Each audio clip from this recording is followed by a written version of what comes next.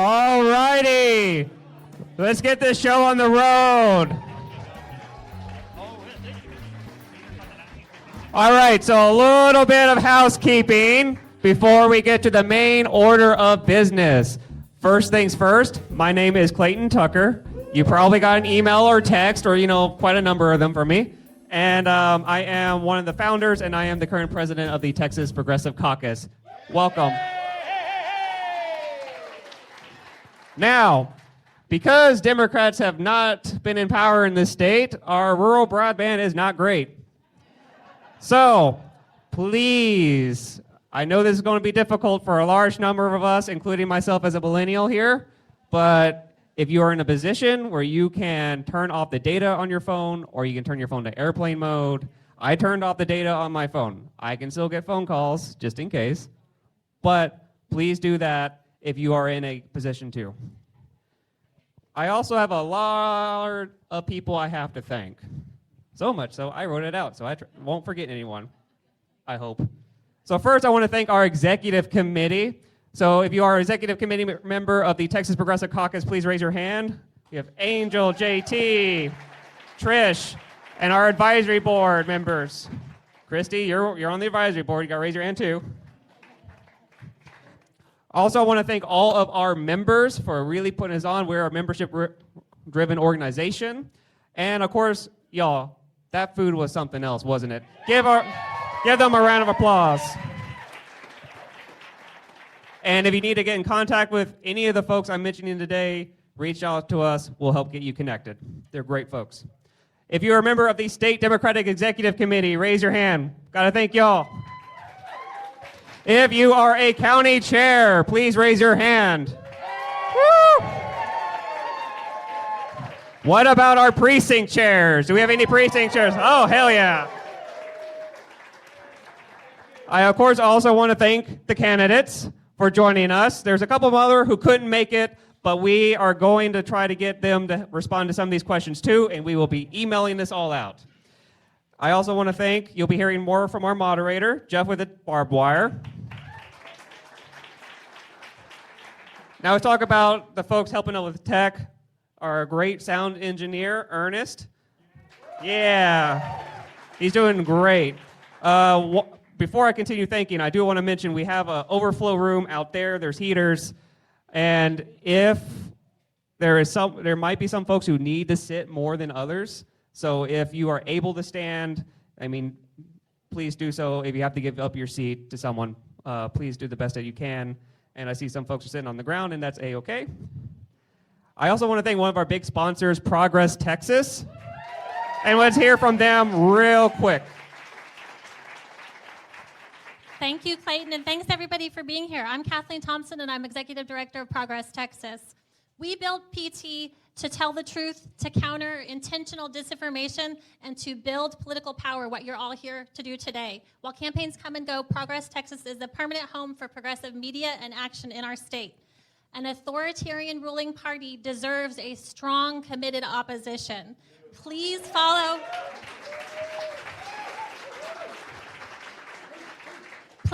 Progress Texas on the podcast streaming platform of your choice on social media and sign up for our emails. We believe that progressives must campaign year-round. Progressive messaging must always be on. We are so proud to be in this fight with the Texas Progressive Caucus, with our friends here at Unified, and with all of you candidates here today. Thank you, Clayton.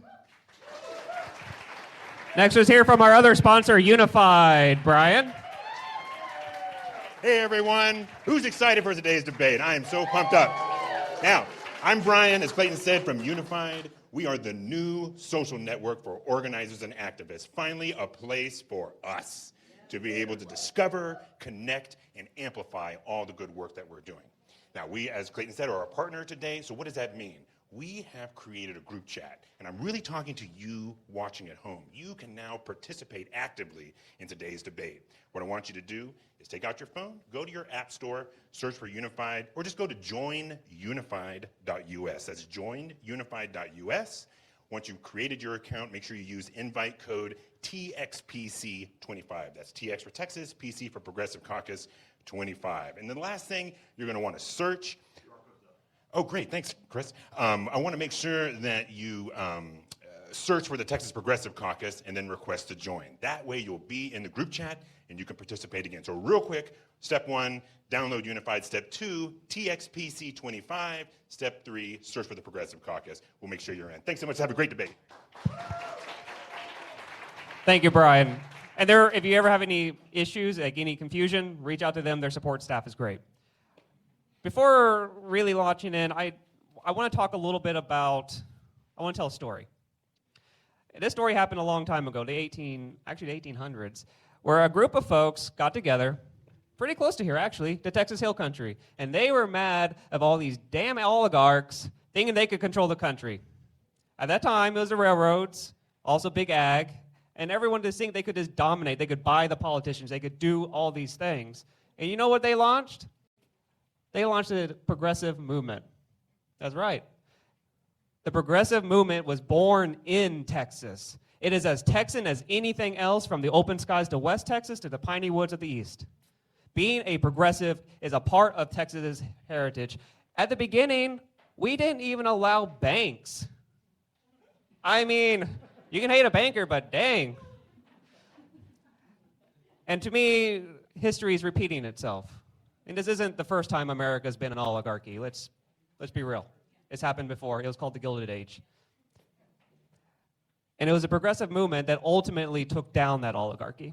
And that's how we got the things like the 19th Amendment, allowing women to vote. That's how we got civil rights. That's how we got the New Deal. That's how we got the GI Bill, voting rights, all these things, Social Security, Medicare, that came from progressives. And it is only a matter of time before we are back in power, and we will do even more. We will return our country to us, to the people. Because at the Texas Progressive Caucus, if you want to understand us, it's very simple. We bring the party to the people, and the people to the party. And we're fighters, and we like to fight like hell. So I will pass it off to our moderator. Yeah, thanks, Clayton. Way to give me like an easy intro to follow behind. Thanks a lot. I really appreciate that. Hey, everybody, I'm Jeff Rotkoff. It's nice to see y'all. There's some old friends in this room. I've seen folks, I mean, I'm not going to call anyone out, Susan Chris, but like maybe I worked on your legislative campaign more than a decade ago. I'm Jeff Rotkoff. I am a reformed, retired, recovering Texas PAC director, campaign manager, labor organizer, and like many of you, I have been really frustrated with the state of legacy media.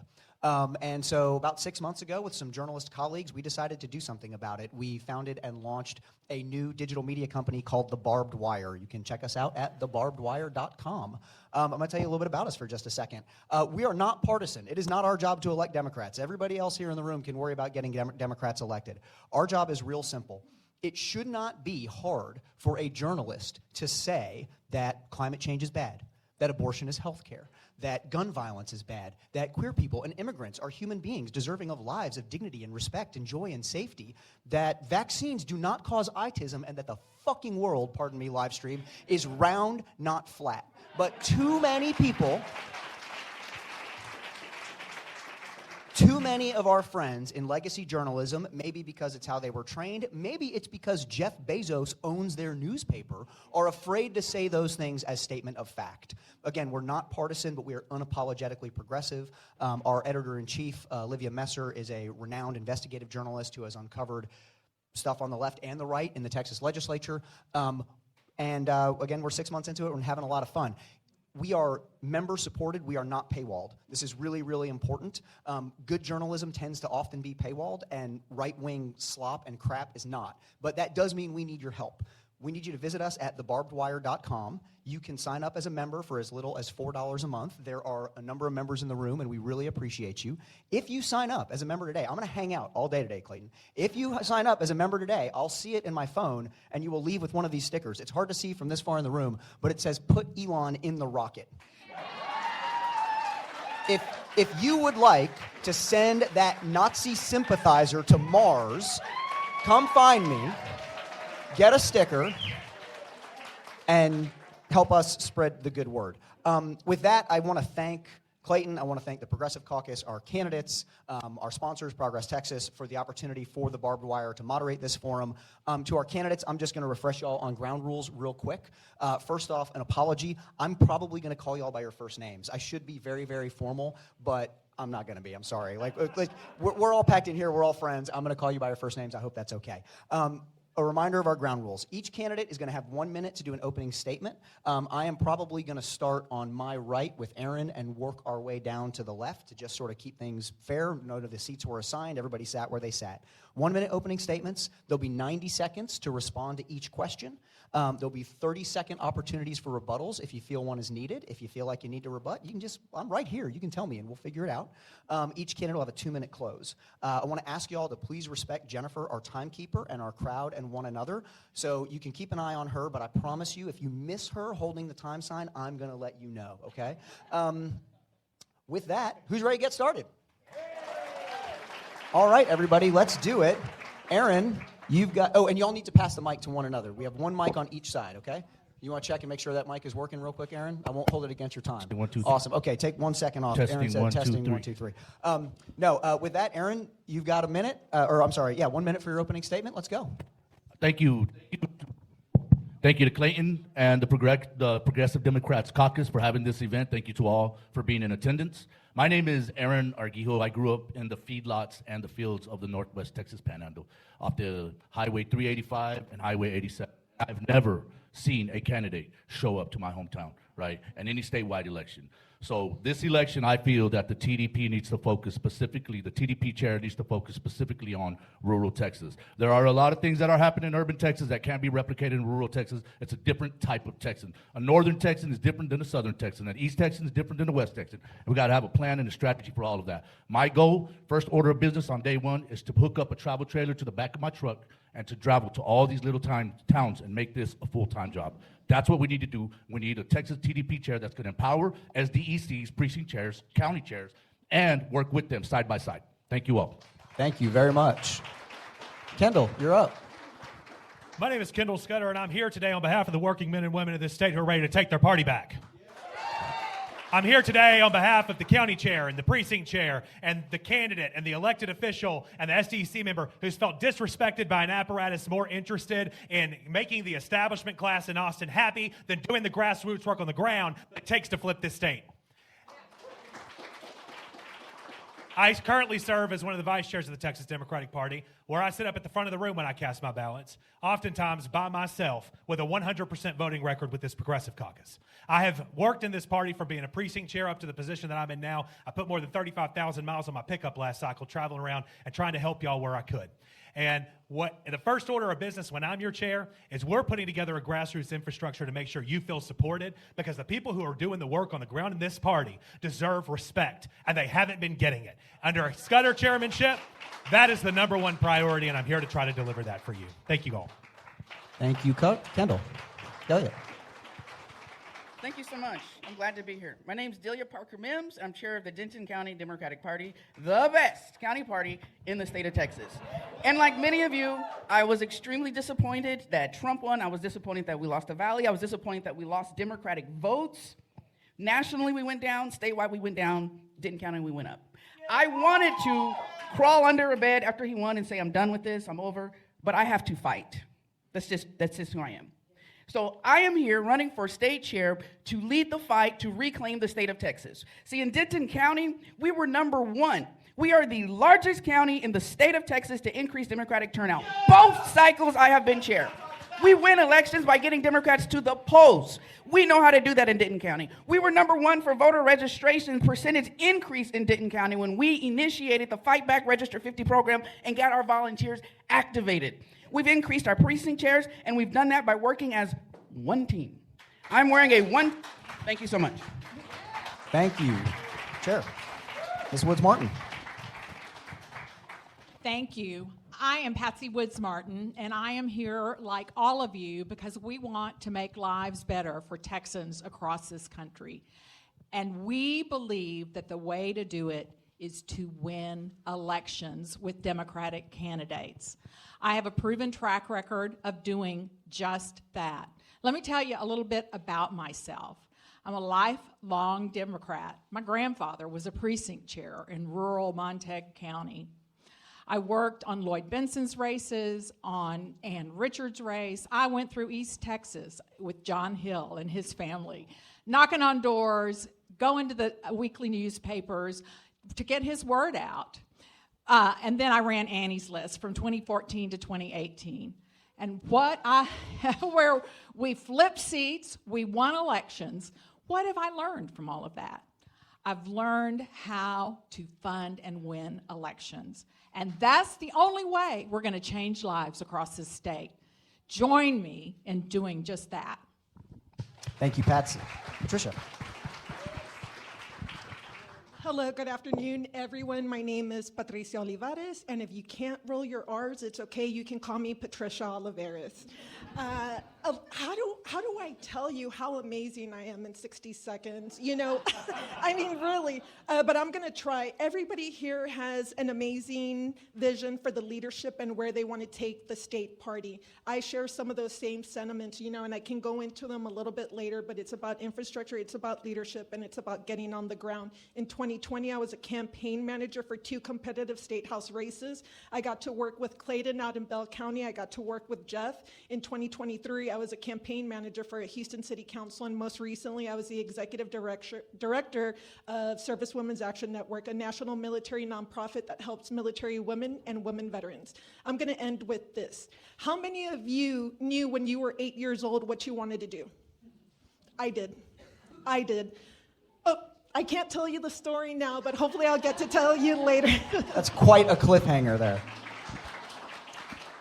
All right, thank you for those opening statements. We'll start again down here, Aaron, with you for this first question.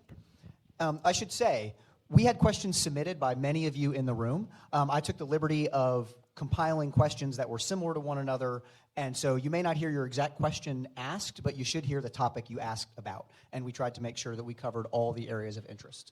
Would you guys prefer that we stand or sit while we answer the questions? Okay. All right. For our first question, Aaron, we're here with the Progressive Caucus. The question we're going to ask each candidate is, do you consider yourself a progressive Democrat? What does it mean to be a progressive? Absolutely. Being a progressive means including every single person that exists on this planet, period. It doesn't matter if you're part of the LGBTQI plus community. It doesn't matter if you're black. It doesn't matter if you're brown. It doesn't matter if you're white, right? All that matters is that we are all inclusive. You know, I never thought that I'd be saying this, but it feels like we're about to bring Trump supporters into the fold because they're finding out real quick that everything that their president ran on was complete bull, right? Everything that we already knew. So we're probably bringing them into the fold, and guess what? We're going to accept them with open arms. And that's what being a progressive is to me, right? Traveling around to Texas and finding the people that are different in different communities, you know, in the small towns that may have different views from the traditional sense of what you should be, how you should be born and raised, right? And accepting them, and hopefully having a conversation with the people that don't believe, you know, that are from a traditional sense, hopefully have a conversation with them and say, hey, listen, we can all coexist with each other, all right? We just have different points of views. And so that's what I feel a progressive is, bring all these people into the fold, accept them, take their ideas and work with them, right? Because they know what, you know, they know their areas, they know the type of people that they are, and hopefully that we can bring more people that are like them and we can reflect with them. Excuse me, I'm trying to find the words, but yeah, that's what I believe a progressive is. Awesome, thank you. Kendall, what about you? Yes, Are you a progressive Democrat? What does that mean? I am a progressive Democrat. A progressive to me is a person that understands that our country, while we love it, is not perfect. And that we are on a constant strive to make it a more inclusive party that is our more inclusive country that allows more seats at the table for average working folks.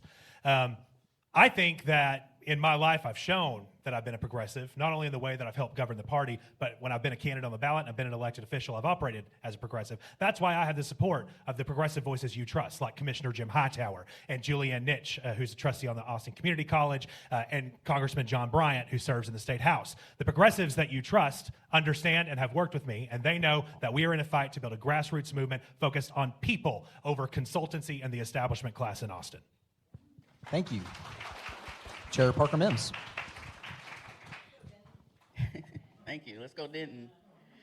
What I believe in is the tenets in our Constitution: life, liberty, and the pursuit of happiness, and achieving those. And in order to do that, we've got to move forward. Because when it was written, I wasn't included. A lot of us in here were not included. And it's just like Mr. Scudder said, we are constantly working to move towards a more inclusive society where we all can, where those tenets actually are all of us. Was that a sign of I'm too long? Well, okay. So I'm not sure what progressive or not progressive, I am Gen X, but I believe in the individual's right to do what's best for their life. You wanna know what my life is like as a lawyer? I'm the one who answers up the phone when the LGBT person calls and wants to adopt and wants someone to respond with a respectful tone and fight for them to get their job done, to get done what they need because they wanna have access to the court. I'm the one who has a best friend who just became a US citizen. In her 50s, I cried because I didn't know she wasn't a citizen. I'm from El Paso. She was just a drum major. But she just became a citizen, and I thought how terrible she must have felt. So does that make me progressive? I believe in a woman's right to choose. I believe abortion is health care. I believe climate change is real. And I believe in order for us to have the tenets of the Constitution apply to everyone, we must be progressive and move forward towards working towards that. Thank you very much. Patsy, you consider yourself a progressive Democrat? I'm progressive. And I have a proven track record with that, having been the executive director of Annie's List. You know, people's rights should not be governed, not be determined by folks sitting in Capitol domes or in a corrupt White House. It is time for us as human beings across this state, across the nation, to stand up, to come together, and to demand our human rights. And I will fight. I've fought and I'll continue to fight for that all day, every day. Thank you. Patricia. Okay, maybe I can get back to that story I was going to tell you. So, am I progressive? Hell yeah, I am. And as a matter of fact, I knew when I was progressive. I'm going to go back to that story when I was 8 years old. So I'm 8 years old. I'm in the 3rd grade. It's the 1988 presidential election. And in school, we were having this whole thing. We had a whole debate. We had a little kid that was pretending to be Michael Dukakis. We had another little kid that was pretending to be George Bush. Can you guess who I voted for? I voted for Dukakis. And at the time, I did not know already I was a Democrat. As a 3rd grader, I just voted for Michael Dukakis because I thought his name sounded funny. I thought it sounded like caca and things like so. But because of that, that instilled in me an interest in politics. So then I went home and I watched the 1988 Democratic National Convention. And that is when I saw the most iconic queen to ever come from the state of Texas. And that was Governor Ann Richards. When I tell you, I heard that woman speak and I heard her call out the Reagan administration and to call out George Bush. And she said it time and time again, how their policies were wrong. Do y'all remember that? She started calling them out. She's like, and it's just wrong. And that is the issue right now that I hope to take care of. Thank you very much. Okay, a follow-up question. Aaron, we'll start with you again. What about folks who do not share progressive values? This is something we heard about from questions submitted by members of the audience. There are Democrats who oppose abortion rights. There's an issue of private school vouchers that has split some Democrats. We had one question submitted under the assumption that Democratic policy positions on gun policy are sort of the sole reason that Democrats have lost elections. How should the TDP engage with folks who do not share what we might think of as progressive values and on those issues? Thank you for the question. There are a lot of people with a lot of different stories that can be shared that can hopefully, at the very least, help these people that don't agree with this progression, so to speak, that could potentially happen to them. I'll give you a story of someone that I know. I can't say any names, but when they were in their early 20s, they had a 3-year-old, they had a 5-year-old, and I want to say they had a 1-year-old, and they were pregnant. And so the woman had a choice to make. It was either herself or the baby. And she still had babies. So it was a hard decision for her to make, but she made it, and she chose to live. So that meant that she had to abort the baby. I think sharing those types of stories, be it with gun violence, like Robb Elementary, with the people that don't necessarily believe in what we are pushing for and the rights that we feel are health care for women, I think sharing these stories is extremely important. I think that we failed as a party to share these types of stories because there are so many people, and you can, and right now, again, I bring back the Trump supporters. Until it happens to you, you don't know how you're going to react. And that's what I feel that we can, these are the types of conversations that we can have for somebody who may not necessarily agree with us. Just look at it from our perspective. We're not giving every single woman out there that goes and has intercourse with somebody, a doctor, to say, hey, you got pregnant. Oh, no worries, you're going to go abort it. Because that's what they paint the picture as. That's not what it is. We're basically saying women have the right to choose in life and death situations. Thank you. Thank you, Aaron. Kendall? I'm going to have a conversation with you right quick about math. Because the reality is, everybody may not be a progressive, but we are not winning elections right now. And we are not in a position to start throwing people off the boat, okay? We are a coalition party, and we win by welcoming people to the tent. Sometimes we will disagree with where they stand, but as long as they respect human rights, human dignity, and basic decency, and we can find some common moral threads like economic populism, which I believe is the issue that holds our entire working class folks together, right? If we can find a common moral thread, then they are certainly welcome there at the table with us. Now, I am not going to welcome people to the table that do not respect my brothers and sisters in this movement, because a part of being a coalition party is that we are in this together. You do not throw people overboard. Okay, we're in the foxholes together doing this. You deserve to be treated with dignity and with respect. And as long as you're willing to do that, we can have some ideological differences, come to the table and take back this state. Because I've heard from too many public school teachers who are losing their homes because they aren't getting cost of living adjustments. I hear from too many people who are telling me that they're working for $13 an hour trying to figure out how to pay their bills. There are 66 billionaires in this state that own more wealth than 70% of Texans combined. And at the point that we come together, this is not a culture war, it is a class war, and I'm here to stand on the front lines of that. All right, thank you. Ms. Parker Mims. Thank you, sir. And so I'm just going to piggyback on that because I agree wholeheartedly. I'm not sure what it means by what are we going to do with people who don't agree. We have to become one team because what we want to do is win elections. When you start winning elections, then you can use your political power to start bullying your politicians. Okay, I'm gonna use the word bully, but you know what I mean. That's when you're interacting with them. Right now, Governor Abbott does not give a about Democrats, and that's why he's becoming a Nazi, right? That's why he's not putting abortion on the ballot. That's why he's not putting these things on the ballot, because he's not afraid that we're going to ever have the capital pull, and by capital I mean be able to get people elected. And even if we don't get them elected, we got to be able to come close. So we got to start winning elections, and we got to start being inclusive in our messaging. We shouldn't have to change messages every time we go to a different group of people. Republicans don't do that. The message that works, that drives people to the polls, is economics.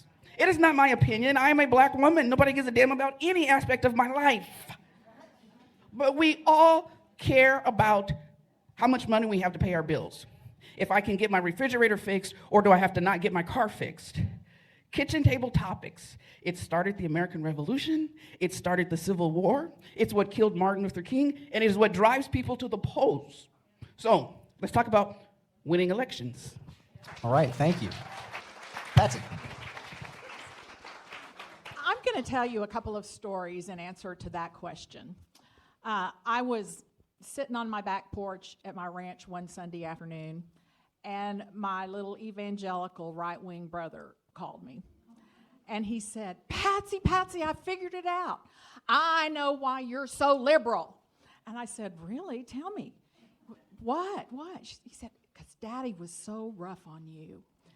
And you know what my response was? Well, Kenny, I don't know. I'll think about that. But actually, it's how I live my values, and it's how I live my faith. And I think as progressives and as Democrats, that has to be foundational to everything we do.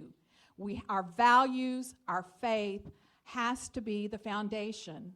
And then we open up the tent and we talk about our message. And I agree, our message has got to be focused on what our voters want to hear about. And if it is, and we have the right infrastructure, the right ground games, the best candidates, we will win. And it is all about winning elections. Thank you very much. Patricia. Ask the question again. The question is, how do we respond to folks who don't share progressive values, pro-life Democrats, Gotcha. et cetera? Gotcha. So I served in the Marines from 2001 to 2013 during the first couple of years was under George W. Bush. And I always say this, when my nation called me up to serve, I answered that call, right? I didn't ask if that president was Democrat or Republican, right? There was some ideals that we could come to the table with. When I was fighting on the front lines, I was part of a special team of 47 servicewomen that had been trained not just in cultural tactics, but also infantry tactics so we can engage with the local Afghan population. When I was in those fighting holes, when shit was going down and the bullets were flying past my head, I didn't ask the Marines to my right and to my left if they were Democrat or Republican. There were some issues that we can come together on and agree. And so I always want to take that mentality forward. Now, are we going to be able to bring everybody to the table? Hell no. And you know what? We don't want you at the table. If you can't understand that everyone deserves kindness and humanity and respect for the things that they believe in, then you and I cannot agree. But the main issue, the way that we get to that point where we're winning statewide elections is infrastructure, making sure that we're investing in the county chairs and the county parties. So infrastructure. Thank you very much. All right, we're going to transition into some questions about the role of TDP chair and about party business here soon. So first, let's talk about TDP chair. I'm going to confess something. I'm not an expert in the rules and bylaws of the Texas Democratic Party, thank God.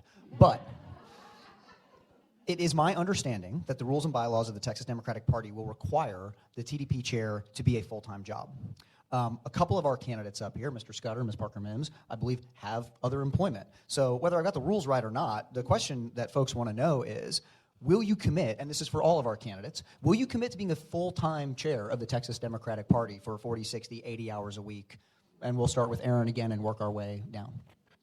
Yes, I too have obligations. I have a family. I have 3 kids. They go to school. They play every sport you could think of.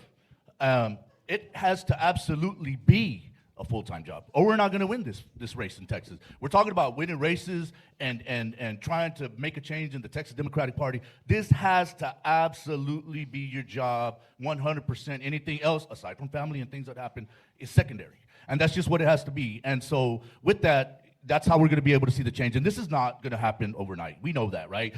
Essentially, right now, we are at ground zero in Texas. Okay, we got our butts handed to us. But we also have a lot of grassroots organizations, like the Texas Progressives, like the Texas Grassroots Organization, Moms Against Greg Abbott. You know, we got a bunch of organizations that we can couple together, work with, and make this change that we need to make. So it's not necessarily a bad thing, right? We already have somewhat of a foundation, and the only way to look is up. So yeah, it has to absolutely be a full-time job. All right, thank you. Kendall. I think this is kind of a funny question. Is Kendall too poor to be party chair? I think you should be asking if some people are too rich to be party chair. You know, why is it always working people that are asked to sit aside and not take the lead when we're in the middle of a movement to build this state? I'm here to be a full-time party chairman. You know I'll do it because you've seen me do it in the role I'm in now. The amount of miles and time that I have put in the field going around this state and meeting and helping folks build, you know that I am here full-time and that I'm here to do what we got to do to move this forward. My wife is still going to have to work, and I'm not going to be shutting down my land acquisitions company, guys, because we've got bills. But yes, of course I'm here to be a full-time. You know I'll do it because you've seen me do it. And I do want to reject the premise of this a little bit because I don't like this idea that there are people that are too poor or that aren't wealthy enough to be able to be in leadership of our party. If you are ready to roll up your sleeves and get to work, you're welcome to the table. I've traveled this state. Never once have I filed for a reimbursement for any of the travel that I've done. I have flown around this state and driven. I drove over 35,000 miles on my pickup last cycle, helping you guys in your counties where I could. And I'm sorry that I grew up poor on a Purple Hole pea farm in East Texas, and my daddy doesn't own the land a single wide sitting on. But I'm going to do everything I can to make sure we're building a grassroots movement that let working people sit at the table and lead this movement. Okay, I'm sorry, man. I'm going to actually ask a follow-up question. So I did hear you work in there. You're not going to get rid of your land acquisition company? No. Okay. No. Fine. It's up to you. I just want folks to hear the answer. All right, Ms. Parker-Mims. Well, for more clarification, I'm actually running for a job right now that is volunteer, and I'm in a position right now that's volunteer. As many of you guys know, I'm a lawyer. I'm on the tail end of that, so when I was asked that question, and in some questionnaire, would I leave my job? Well, not right now, because it's volunteer. Being TDP chair at this point, for this term that I am running for. But if I was chair in the 2026 term that is paid, thank you, Jesus, for paying that, because in order for us to flip this state, we have to stop worrying about volunteers. I already spend more than 40 hours a week working as chair in Denton County. As a lawyer, I trust me, it won't be hard for me to give up that job, because if you know anything about lawyers, you know we're about ready to give it up after 5 years. I look good, but I've been doing it a little bit longer than 5 years. And what I have found is that I am good at what I do. I know how to motivate. I know how to inspire. I know how to tear down, build up, and put people back in action. I know how when volunteers say, I want to help, to go back, get them, and put them in a structure to do that. And you need somebody full-time. And really, county chairs need to be paid. We really need to figure out how to start paying the people who are doing all of this grassroots work. And the end result of the way I think and the way I've trained is that you operate like a business, and you need to do that full time. Thank you. All right, thank you very much. Ms. Woods Martin, will you be a full-time chair? Do you have other outside employment? I do. I raise cattle. But I have a team that will cover that for me, that I trust, and they'll cover that for me going forward. Look, when I was at Annie's List, I traveled all over the state. I built steering committees in McAllen, El Paso, San Antonio, Austin, Houston, Dallas, and Fort Worth. That didn't happen because I sat on my tail in Austin, Texas. It happened because we all went out and built relationships in those communities. I know that this job is more than a full-time job, and I expect to commit more than 40, 50, 60 hours a week. That's what it takes. Thank you very much. Patricia. I'm retired, so I'm lucky. I got the time to commit. No, seriously. So like I was saying before, I used to be the executive director for Service Women's Action Network in Washington, D.C., working on Capitol Hill, Department of Defense, and Department of Veterans Affairs. I left that because I wanted to come back to Texas. I knew how important it was to win statewide elections, to make sure that the Democratic infrastructure here in Texas can support these candidates, right? And that we're putting out wonderful candidates in these races. I'm sorry, I totally blanked out right now. And so my point is this. In 2020, I trained to be a campaign manager through Blue Leadership Collaborative. I actually had the opportunity to get to meet Jeff. But after becoming a campaign manager, I went to go work in Bell County for Kiki Williams in House District 54. That's actually where I got to meet Clayton. I've done work in Webb County with Sylvia Bruni. I've helped candidates down there without getting paid. I've worked in Travis County with Diana Limon Mercado and was actually an apprentice at Planned Parenthood Texas Votes. I've also worked in Fort Worth with city council candidates. I've been all over the state doing this for free since 2020. And so that is the leadership and that is the motivation that I'm bringing to this role. All right, thank you very much. All right, it's time for the most scintillating topic, which is the Texas Democratic Party convention.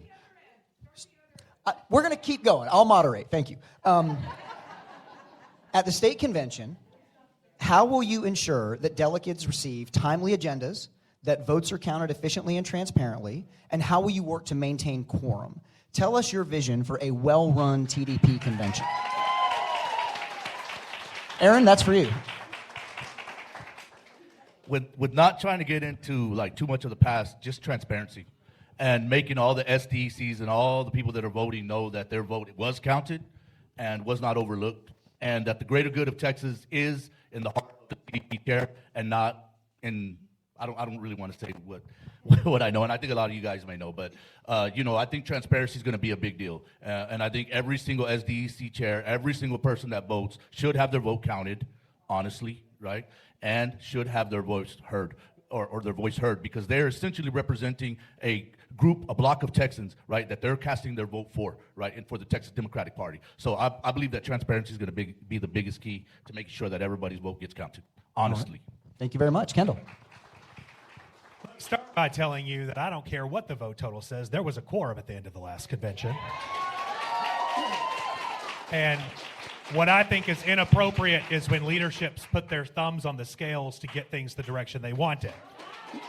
That's why I stood at the front of the room and voted in favor of ranked choice voting for this race, and why I have a 100% voting record with the Progressive Caucus. Because these conventions are not my convention. They're your convention.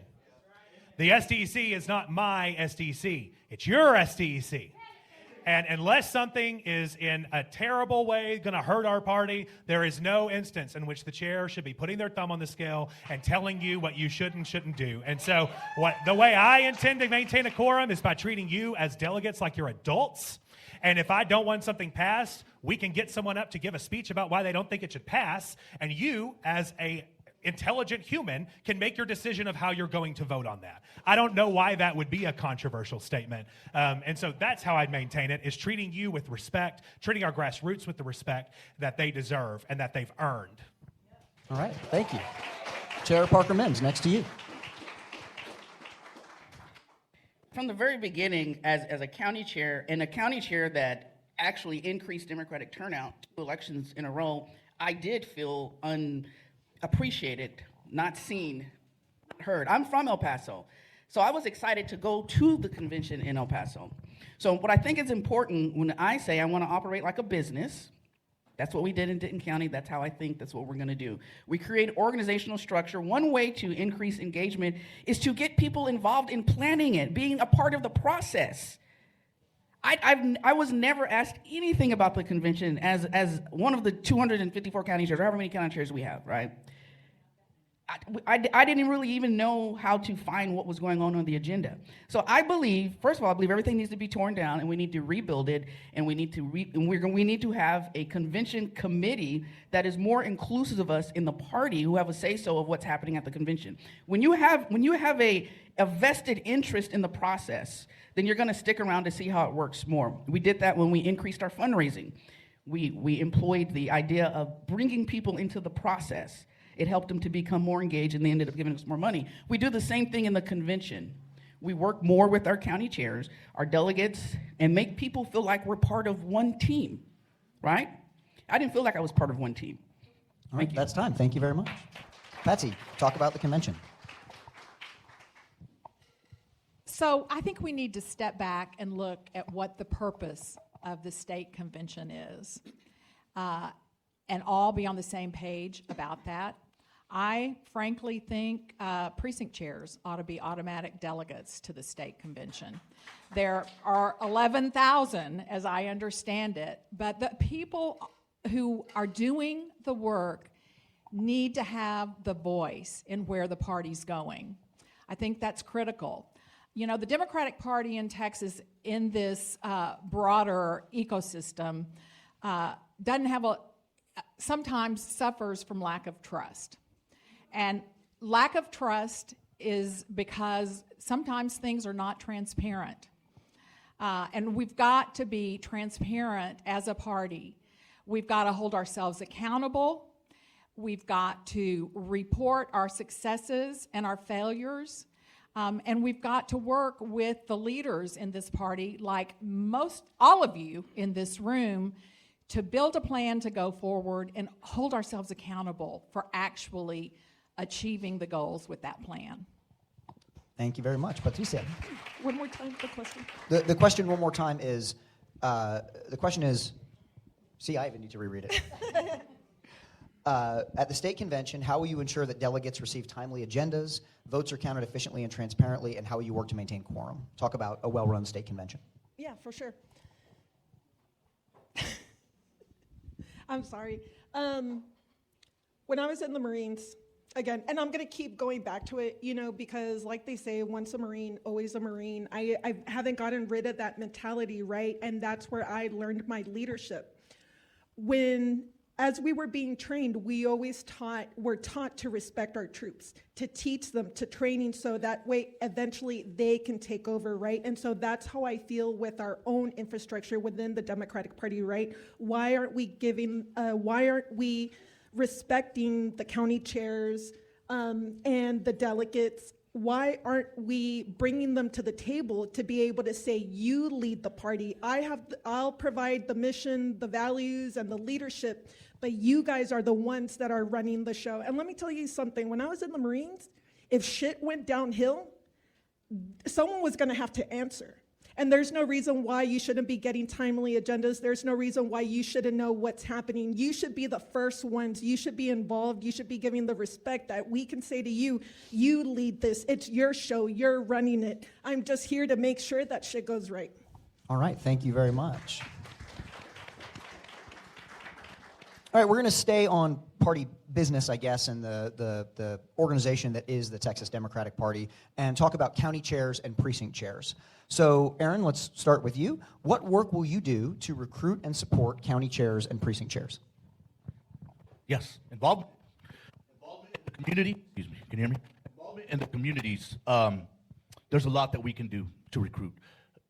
Fundraising, for example. We can create, so there's a lot of, as you all may know, somebody mentioned, they laughed when they said 254 chairs. We don't have that many chairs. We have way less than 254.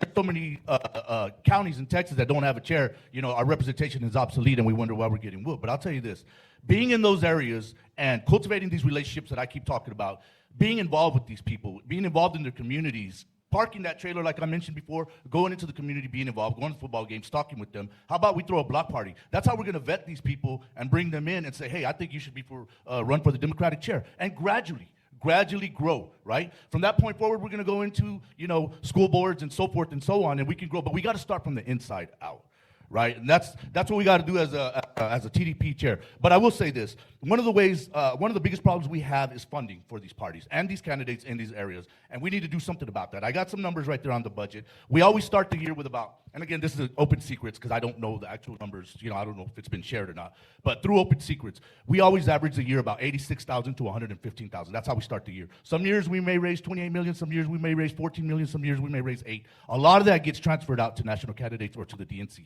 Right? I think there's money that we can reallocate to these chairs that they could use so that they could build their communities and we could support. All right, you're at time. Thank you. Kendall, talk about county chairs and precinct chairs. Yeah, county chairs are the hardest job in our party. I'm speaking as someone who's done it, okay? And I feel that they're often treated as if they are annoying or getting in the way. And of course they are angry. Of course they are yelling. They don't have any support. And thank goodness for people like Kay Parr and Larry Davis, who've been reinvigorating the Texas County Chairs Association. To me, you roll in the TDCCA, and that's now an official branch of our party under my chairmanship. And we take leads from people like Kay Parr, who's advocating for our county chairs. I'm going to make a commitment to you right now that is embarrassing to make. I'm going to bring the phone back. I mean, it's embarrassing to say it. And for those who aren't familiar, if you're a county chair, you don't even have a phone number you can call. So what do you do if you have a problem?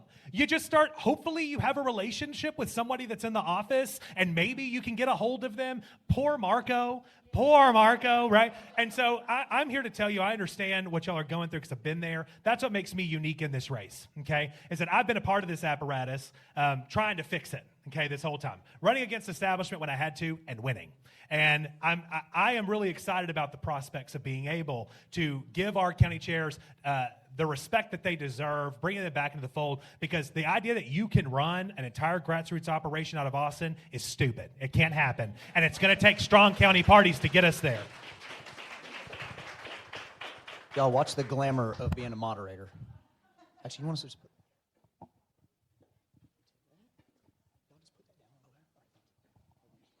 Now, I'm sorry, Chair Parker Mims, do you know anything about county chairs and precinct chairs? No, not too much. Can you repeat the question? No. Just talk about county chairs and precinct chairs. How will you support and recruit county chairs and precinct chairs? We flip Texas through our county parties. Let me say this again. We flip Texas through our county parties. So our county parties do need resources. And I will tell you what distinguishes me from everyone. Everyone, I love what everybody's saying and some of the things. What distinguishes me is that I am the county chair who came in a county that was burning up like everybody else. Increase volunteerism. See, as a county chair, my money is volunteer, right? As a county party chair, my money is get people motivated, inspired. Okay, I've increased volunteer work. As a county chair, we have increased precinct chairs. You know why? Because we had a plan. That is how I operate. Let's try switching back. The microphone is saying I don't We're believe not going to count this against your time. Great. So as a county party, we've increased precinct chairs. You know how we did that? We made it our plan. I agree with Miss Patricia. Is that how you pronounce it? You said Riars. The leadership sets the tone, sets the agenda, creates, does not by themselves, but my leadership style is to create a strategic plan. That is what we did, and that is what we stuck to. Our goal was to increase Democratic turnout. That means as county chair, I was able to be a bold leader and say, no, we're not gonna do that because it doesn't increase turnout. We're gonna do this because it increased turnout. We worked with committees, we worked with PACs to do other things. We don't work against them. Mother Against Greg Abbott gave us money. That's what distinguishes me, and I've been successful at doing that. Thank you. All right, thank you very much. I'm gonna keep restating the question as we get halfway through here so that y'all haven't forgot it by the time we get over to you. Okay, Patsy, what about county chairs and precinct chairs? What work will you do to recruit and support county chairs and precinct chairs? Well, there's a reason that the Texas Democratic Party chair is a 80-hour-a-week job if you do it well. And that's because you are on the road building relationships. On top of that, raising dollars so that you can support the county chairs. I couldn't agree more that our precinct chairs, led by our county chairs, are the foundation of this party. They're how we're going to win races. And we've got to, as a state party, develop a message, communicate that message to our county chairs, and empower them to spread that throughout their counties so that we can actually win a race. And you know what? Once we start winning races, everybody's going to want to join us. All right, thank you. Patricia, county chairs and precinct chairs, how will you recruit and support them? It's about money. At the end of the day, you know what? We can't do anything without money. We need to be paying the county chairs. We need to be funding, training our precinct chairs. I'll tell you this for Harris County, right, because that's where I'm from. We have so many precinct chair positions empty, and we cannot recruit precinct chairs because they know the support that they've received in the past has been minimal, very minimal. At the end of the day, all of this, what it's going to take is money, making sure that we're not sending those donation dollars, that money that we're bringing into the state party, making sure that it stays in Texas and that it goes back to our people, that it goes to those county chairs, that it goes to those precinct chairs, that it goes to everybody doing the work on the ground. Excellent. Thank you very much. Would you mind if I add we have a something? request for a rebuttal. So actually, I heard Aaron first, and then Chair Parker. Yeah, I just want to add something. There's another side to that with the county chairs. There are counties that you get targeted if you're a Democrat, period. If you vote Democrat, I know somebody who ran in a county that was so red that she ran as a Democrat for, 20 years. First time as a Republican she gets elected. So there's another side to that. That's why I keep referencing this these relationships that we need to cultivate. We need to be involved. We need to be there. We need to have some sort of representation with the Democratic Party, sign on it, and doing fundraisers, donating, school drives, etc. So, there's another side to that, and it can be dangerous. And you can see why a lot of people don't like to run in rural Texas. They don't want to spend no money because, like Carl Rose said, they hunt Democrats in Amarillo, Texas, like dogs. All right, thank you. Chair Parker Mims, you wanted to add to this as well? Yes. I wanted to say it's not just about money. When Denton County increased turnout the first year I said as chair, we had a great fundraising boom, and it was a targeted fundraising effort. We raised money. We were able to put about $2,000 in our Get Out the Vote. It may not sound like a lot, but for a county, if you were a county chair, you know that's a lot of raising money. But the next year, we still increased turnout, but we had a smaller budget. It's because we already we increased the economies of scales. We already had a process. We already knew what we were going to do, and we were already increasing our volunteerism. So right. it's not just money. All right, thank you. I heard Kendall and then Patricia.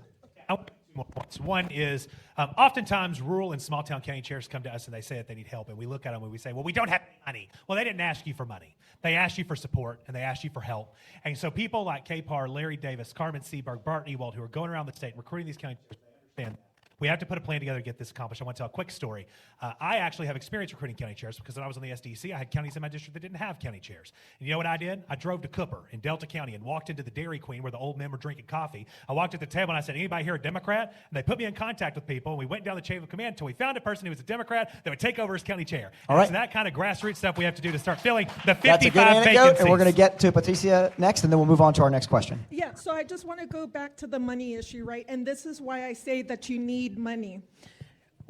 Everybody always puts in money to these GOTV programs, right? But they don't tell you where it's going. It's going to consulting. It's going to mail programs. It's going to digital programs. That's not what we need. This money needs to go to the people that are on the ground so we can do field, so we can do block walking, so we can do the canvassing of these neighborhoods. So we're talking to people directly. So it's about allocating that money to the right resources. All right, thank you.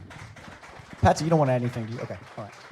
All right, let's keep talking about organizational leadership. We'll start again with Aaron at this end.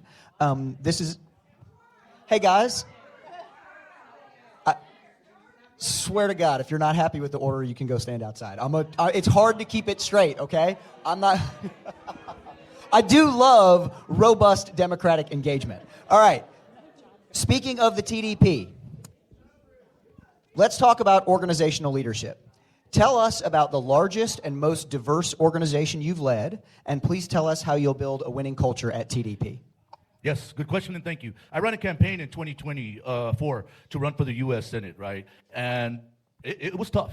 From phone banking, at the beginning, we had a lot of momentum going, but then you had Rolling threw his name in the hat, Colin threw his name in the hat. They sucked out a lot of the air out of our room. Let's just put it that way. But we still kept the course. One of the ways that I feel that we can raise money for a big organization like the Texas Democratic Party is to, I mentioned before, we could do these, like in these counties, we could do block parties where we could do fundraising for so that we could support these offices in these small counties, right? I've done phone banking. We've hired third-party consultants to do the fundraising for us, to have just texts and tweets and messages on social media ready to deploy, right?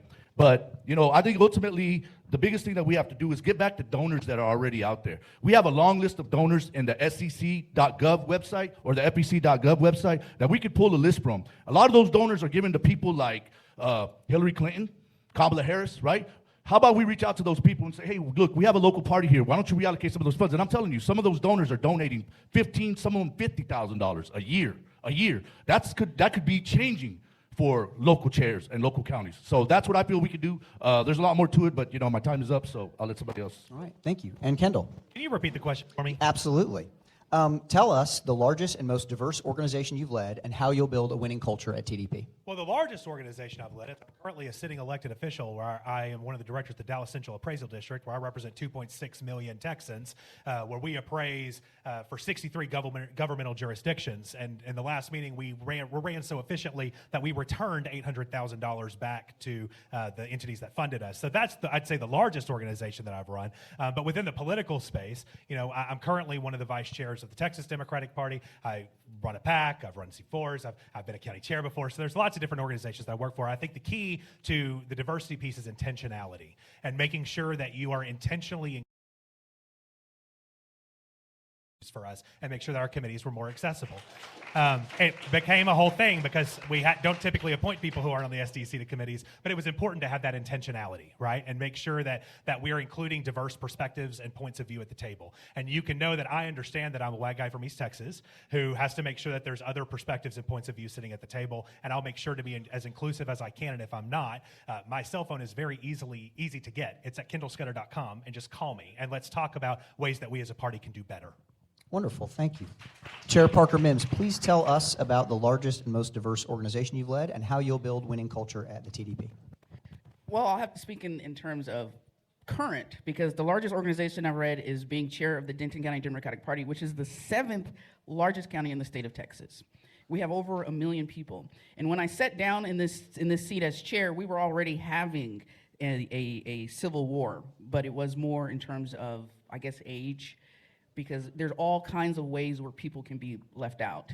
And for some reason, that's what happened when I got there. I don't understand that at all. At this current time, we have more people of color, more women of color. We have a diverse group of people in our leadership from the top of the generation to the bottom, and we have every group. And it is intentional. That is a great word to use. You have to be intentional about making sure there are more people at the table. As chair, what I would do is, first thing I'm going to do is I'm going to stop. We need to stop. Create a strategic plan, fundraising, engagement, registration, get out the vote.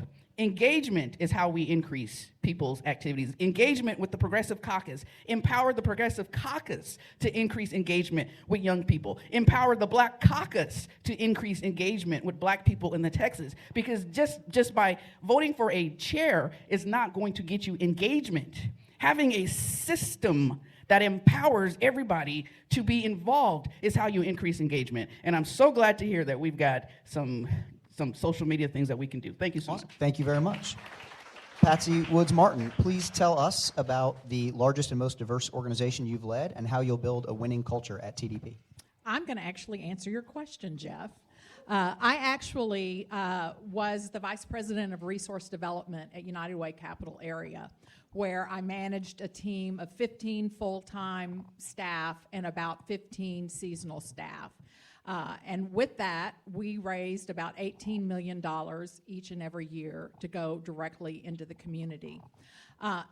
And at Annie's List, I managed a team of about 7, that sounds right.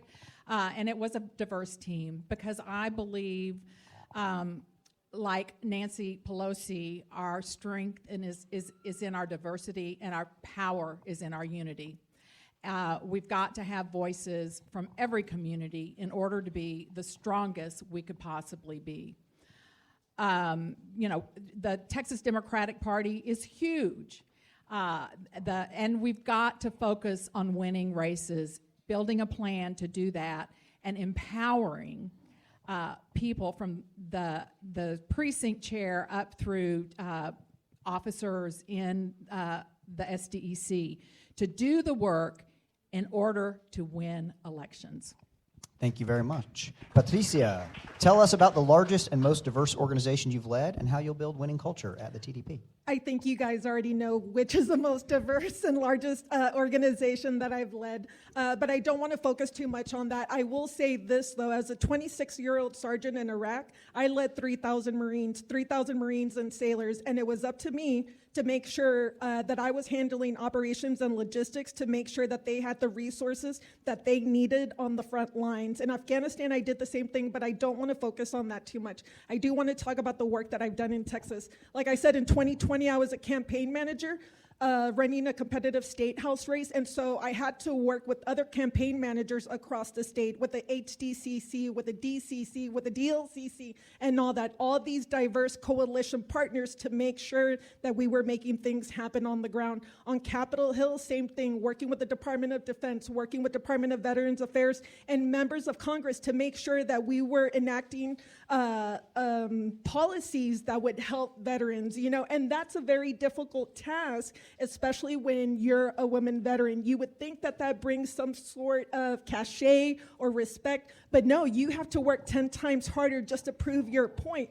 And working with all those diverse stakeholders is very hard, but making sure that the message was out there and that they understood what it was that we were trying to do. And so that's what I'll bring to the road. That's what I'm going to bring to the state of Texas. Thank you. Excellent. Thank you. Hey, before I ask my next question, just so y'all know, we did actually tell the candidates that we were going to go in order of being seated. So this is a desire to stick with the rules that we told the candidates so it feels fair and predictable. But what I will keep doing is restating the question every time so that everybody has a chance to hear it and so the audience has a chance to hear it before each candidate answers. So speaking of TDP, Aaron, you're up next. Tell us about the work that you have done with the party over the last 6 to 8 years, specifically your engagement with the Texas Democratic Party itself. Yes, I've helped. I've worked on various campaigns. I've worked with trying to get local people elected. I've worked with John Lida, CD 23. I've worked with Manuel Limon, CD 23 again. We can't seem to get Tony Gonzalez.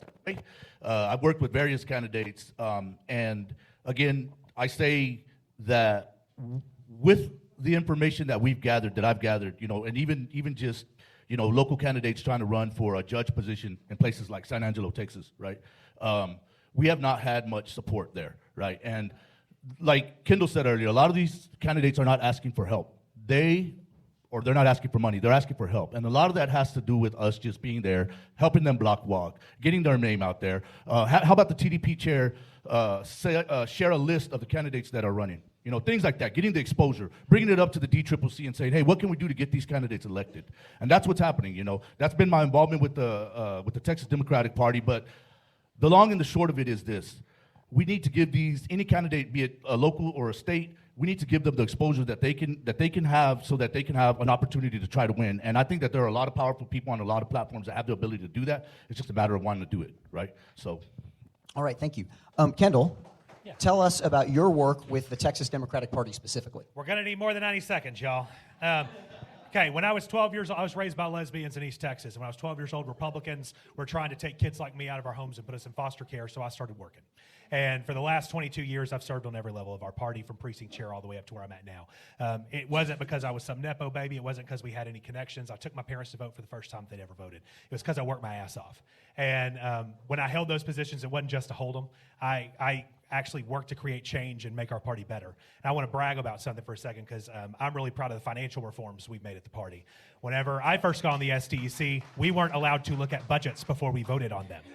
And I spearheaded an effort to make sure that all budgets were transparent. SDEC members got town halls that county chairs were included on, and we were all able to engage in the budgeting process, because this is your party. It's not the party of just a small group of people locked in establishment in Austin. And I fought to open that up. If you think it's easy, then you don't understand establishment in this apparatus. I stuck my neck out to do it when other people were afraid to do it. And I want to give props to Judge Chris, who was the finance committee chair, who actually let that happen. It was brave of her to do it. It was brave of her to do it.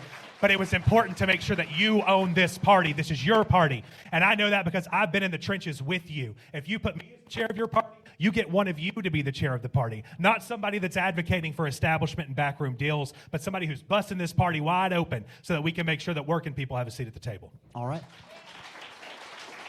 Chairwoman Parker Mims, tell us about the work you've done with the Texas Democratic Party specifically.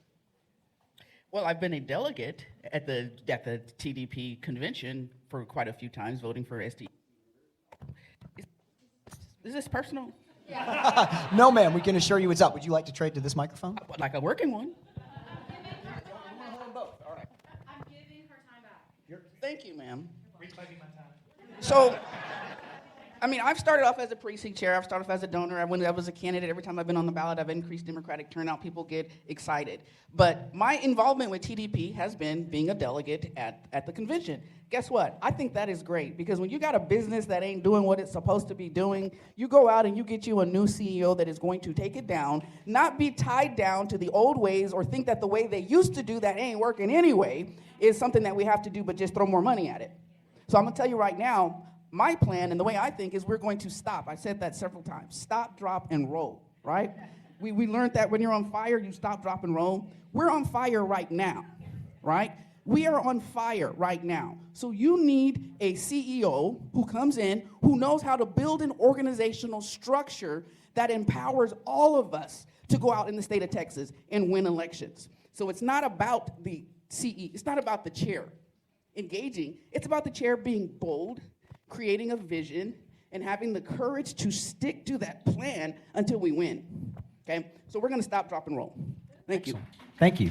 Let me pause real quick and ask our AV team, is it okay that we switch mics like this? Are we good to go? Okay. I'm gonna keep this mic right here so the cord doesn't bend. Ms. Woods-Martin, I'm gonna ask this question a little bit differently to you. I've talked to a lot of SDEC members in advance of this forum, and one of the concerns we've had about your candidacy is that you haven't been involved in the state party, and there's this question of, is Patsy sort of swooping in?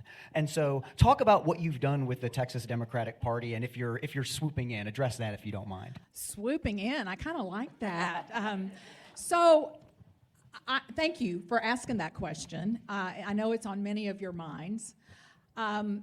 I haven't been intimately involved with the day-to-day working of the Texas Democratic Party.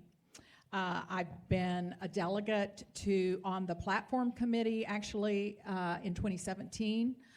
That's my only real involvement. I've taken a different path, and my path has been working directly in campaigns. I worked in Lloyd Benson's races. I worked in Ann Richards' races. I worked in John Hill's races. Some of y'all may be old enough to remember these folks.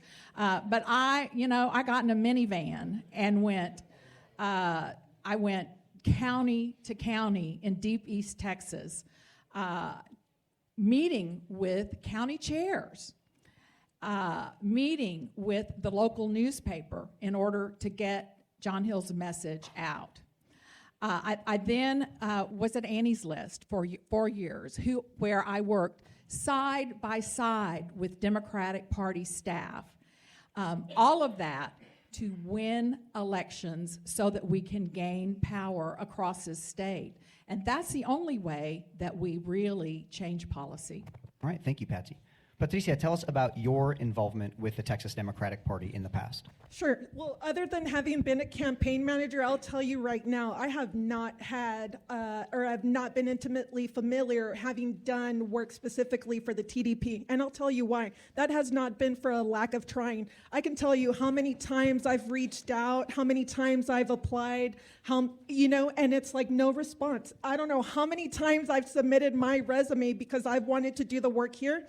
I don't even get an interview, if you can believe it. With all the experience that I have and everything, even on a volunteer, but nothing. It's radio silence, and that is the issue. When you talk about why we have, county chairs, that are taxed and, that feel disenfranchised, why we talk about precinct chairs that feel disenfranchised. Can you imagine if you're a volunteer? I mean, when somebody like me that has the experience, that has managed state house campaigns, that has worked at the national level, that have managed campaigns up at the national level, what hope is there for the rest of us that want to volunteer, that are precinct chairs, that are voters, that want to work with the TDP? And that's why I decided that I wanted to run for the seat, because I have that unique experience. Thank you. Thank you very much. All right, so we have a specific follow-up to this topic. It's directed to you, Mr. Scudder. And this question was actually submitted by multiple members of the Progressive Caucus, and it has to do with your role as vice chair for finance of the party. You are also a political consultant, and you lead a PAC called Represent Texas. Represent Texas appears to have paid thousands of dollars in consulting fees to your political consulting firm, Armadillo Strategies. Members of the caucus have asked and submitted this for discussion today. Is it ethical and appropriate for the TDP vice chair of finance to raise money for an outside PAC that he controls, which then pays his own consulting firm? I'd like you to address those concerns. So I stopped doing candidate political consulting when I came vice chair for finance because I thought that was inappropriate and it was a conflict. I do have a PAC called Represent Texas, and sometimes we do direct expenditures that put stuff in the field for candidates. And the way that I do that is that I run it through and do it at cost. So happy to bust open the books there for anybody that wants to hear about it, but the work that I do through, and if you also notice, I am one of the largest contributors to Represent Texas, where I have donated the most money there. So I use that as a mechanism because you have to have political disclaimers whenever you put things in the field. There are compliance requirements. And so I make sure that I run things through a PAC so that it isn't paid for me personally, it's put through a PAC. So that's how I operate that. Anybody who wants to talk to me about it, I'm happy to. And thank you very much for that hit question, Jeff. Appreciate it. I'm sorry, what did you say? Thanks for the hit question. The hit question. So I'm going to tell you, Kendall, y'all can laugh about it. That question was submitted by multiple members of the Progressive Caucus. Awesome. And I'm going to very respectfully say that, attacking the questioner who asked the question on behalf of the media organization, you might be in the wrong party's debate forum. Thanks. But you've motivated me to ask a follow-up, which is, as the vice chair of finance, should you be focused on raising money for the Texas Democratic Party or raising money for another PAC? When county party chairs call me and they ask me for help, I show up for them. I have helped fund texting programs and GOTV programs where they've needed it. And I am not a rich person who pays for that out of my pocket. I have a PAC where I help to fund some of those items whenever they come up. And so I do that because I do not get to unilaterally make decisions on how the party spends their funds. In fact, I have very little influence on what I'm able to do there, as those who have been following the party understand what my frustration is. So I am very proud of the work that I have done to help people on the ground. Anybody that wants to talk about it, holler at me and let's talk about it. But I think that there's county chairs in the room that can testify to you today that I have used Represent Texas to help them on the ground, and I'm proud of it, and I'm not going to apologize for it. That's great. I appreciate you answering the question. And Kendall, again, I'm like, you should know this. That question was submitted by folks out here, not by me. Let's change gears for a second, shall we? We've talked a little bit about rural Texas, but we'd like to have a specific question about rural Texas. We'll start with Aaron again. Tell us about how you will engage and organize specifically in rural Texas. And passing the microphone down. Yeah, I think I've elaborated on it I harped on it pretty much the whole time I've been here. Listen, there's a lot of ways that we could raise money. We need to have a presence in rural Texas or we're going to get our tail handed to us every single time, period. It's just not going to happen. We can't bank on the urban vote all the time, although we can't take it for granted. We can't bank on it. We have to invest in these small little towns. And like I said, having exposure like these block parties that I keep discussing, I mean, I'm just saying, when I launched my campaign, I started with a group, a band, and I said, hey, man, throw it up on stage, and let's have some vendors, and let's see who comes out. And a lot of people came out, and there was voter registration, right? There was all that going on. So we were able to recruit, so to speak, in that area. And did we recruit? Yes, we did, because a lot of the people, the turnout turned up big time in that little town. Here's what I'm saying. There's a lot that we can do, but I think the biggest thing that we need is representation. We got to have somebody in there who ain't afraid to be told by some redneck Trump, excuse my language, that, hey, you don't belong here, man. Hey, well, you Democrats taking us to hell. No, sir, we're not taking you to hell. We're helping people. On the contrary, right? We're fighting for women's rights. We're fighting for Social Security. We're fighting for universal health care. So, yeah, we got to change the narrative, and we're going to do that by being involved in all of these little counties, investing our time and our personal money even, taking people out to eat and saying, hey, what can I do to help you, and what can I get you to be a Democrat, right? Because a lot of people want to be a Democrat. A lot of people values align with us, but they're told that it's wrong if they do in these small towns, all right? Thank you. All right, Kendall, I know rural Texas is a passion for you. Talk about how you'll engage, organize, and win in rural Texas. It has been. I have been a member of the non-urban caucus for decades now, and I'm thrilled to be a part of it. Rural organizing is where my heart is, and the reality is rural organizing is retail politics, and that's what we've completely lost as a party. We have turned ourselves into a party that locks our candidates in rooms and they beg for money so that they can keep consultants paid. And we have lost sight of the fact that we should be on the ground in these communities and working. And that is how you organize in rural communities. We empower our county chairs and our precinct chairs to do their jobs. We give them expectations that they would be happy to meet if somebody would just give them to them. Right? And we build a grassroots infrastructure that's actually executing. And there are two trains of thought. There's this train of thought that, you milk your votes out of super blue districts and try to flip the state. There's a train of thought that you've just got to do better in rural areas, and that's how we flip the state. The reality is you got to do both. And we are the party that put a man on the moon. We ushered in the Great Society and the New Deal. Surely we can organize in both rural and urban counties, right? I mean, it's silly to think that only one of those is the path forward. And I think that rural communities deserve representation. We have over 20 mid-sized cities in this state that if they were in any other state would be considered the population center. But we don't spend any time in Abilene. We don't spend any time in Tyler. I mean, I spend a hell of a lot of time in Tyler, but we don't spend any time in these mid-sized cities. And I think that we have to start in those mid-sized cities and work our way out. Thank you very much. Chair Parker Mims, talk about rural Texas. How will you engage, organize, and win in rural Texas? We treat rural Texas like the national party treats Texas. We kind of ignore them and just try to do whatever. We go to our urban cities. In order to win, we're going to have to spread across the entire state of Texas. We flip Texas through our county parties. But not every county party has the same needs. In some county, their infrastructure needs to be built. They need to learn how to find volunteers. They need to learn how to engage better. In other counties, they may need to get more people registered. In Tarrant, I think they have enough Democrats to win, so they may need to get more people to the polls. In Denton, we need to continuously register because we have new people coming in. The point being, we have to strategically determine how we're going to address each of our counties, whether we lump them in rural or however we do that, and we do that with a strategic plan. That is what I offer. That is what I bring. We need to stop, create a strategic plan on how we're going to engage and work with our counties, including our rural counties. We have to continuously engage them and not ignore them like the national party ignores Texas. And in order to do that, we've got to say we are one team. We're not individual teams. We are one team of Democrats that have to work together, looking at each other's needs specifically, because it's not one size fit all. We all have different needs, and I know I'm talking about all the counties, but I can't give you a strategic plan that has not been created, and that is how I operate. We create strategic plans. All right, thank you very much. Patsy Woods Martin, talking about rural Texas. How will you engage, organize, and win in rural Texas? I'm a planner too, Delia. I think we have to make a plan, but we cannot afford to stop.